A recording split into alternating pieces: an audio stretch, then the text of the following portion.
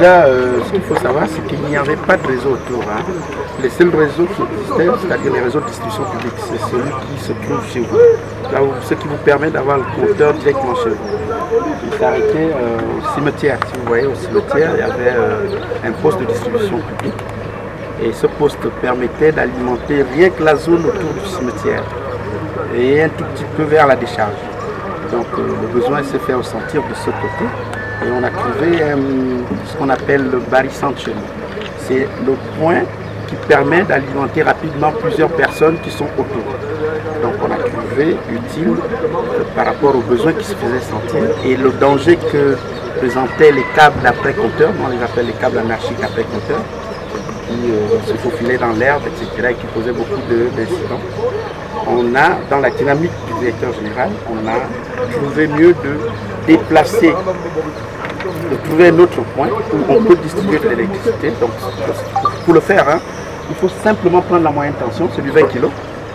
Les 3 fils que vous voyez en haut, on les amène à un endroit où on fait de la transformation. Donc, on prend du 20 kV et on réduit ça à la tension d'utilisation domestique, donc 400 volts à peu près.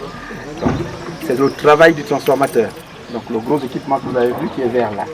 Donc lui il permet de partir du 20 kV à 400 volts. Et lorsqu'on a ce 400 volts, on le met sur une barre de distribution et ressortir avec tous les câbles de basse tension. Et ces câbles de basse tension, on va les orienter dans les quartiers. C'est ce qu'on appelle la densification des réseaux basse tension. Donc on va amener ça là où il y a des populations.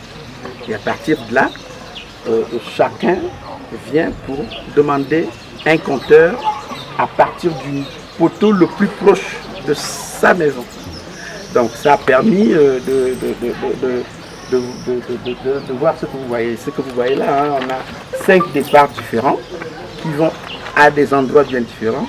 Et aujourd'hui, chacun peut, pas tout le monde, on ne peut pas satisfaire tout le monde, chacun peut maintenant s'abonner le plus proche possible de sa maison. Je suis énormément satisfait du fait que nos compteurs étaient très éloignés, n'est-ce pas, de nos domiciles, hein, de nos ménages, et la SCG a aménagé aucun effort pour pouvoir nous les rapprocher à domicile. C'est ce que vous êtes en train de constater là, et mon compteur est juste là, n'est-ce pas, affiché sur mon mur. Je suis énormément content, donc c'est une grande joie pour moi.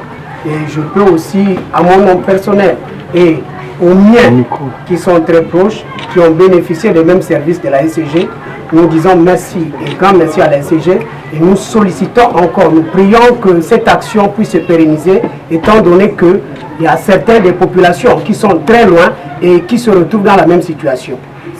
On a eu une autre étape qu'on a peut-être oubliée, c'est que les compteurs des populations, des habitants étaient très éloignés de leurs habitations. Combien de kilomètres? Donc, il y a certains qui se retrouvaient à 2 km, 2 km 500. Hein. Vous avez fait le tour tout en haut là-bas, il y a des compteurs qui étaient là-bas. Quand il s'agit des compteurs EDAN, lorsqu'il y a rupture, on peut tout de suite acheter par Airtel Money et puis recharger le compteur.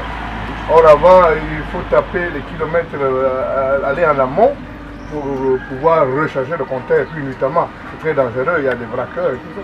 Ben, nous disons vraiment merci à la SCG, merci à l'État gabonais, mais c'est formidable. Aujourd'hui, les choses s'améliorent, ça va, il y a moins de... Bon, écoutez, c'est bon. Ce qu'on a fait, c'est de financer aussi ces déplacements de compteurs à hauteur de 37 millions. Donc, à hauteur de 37 millions, ça a représenté autour de 150 branchements. Parce qu'on ne pouvait pas mettre le transformateur sous tension s'il n'y a pas de charge. Donc, on a pris cette responsabilité d'aider les populations, les premières personnes qui sont arrivées. On a identifié 150 branchements qu'on a déplacés et payé les déplacements. Ça a permis de mettre le transport sous tension et on a, vous allez voir sur la porte, on a fait une campagne, on a gardé une équipe ici sur place, une équipe de la clientèle, pour permettre aux nouveaux abonnés, aux éventuels abonnés, de venir directement, au lieu de se déplacer vers les agences, mais de venir à l'école qui est juste à côté, faire leurs abonnements. Donc, au lieu de dépenser de l'argent de taxi à aller en ville, on a permis aux gens de se rapprocher directement d'un point bien établi dans leur quartier. Et pendant 5 jours, du lundi 30 au vendredi 2 septembre, on a fait des abonnements ici.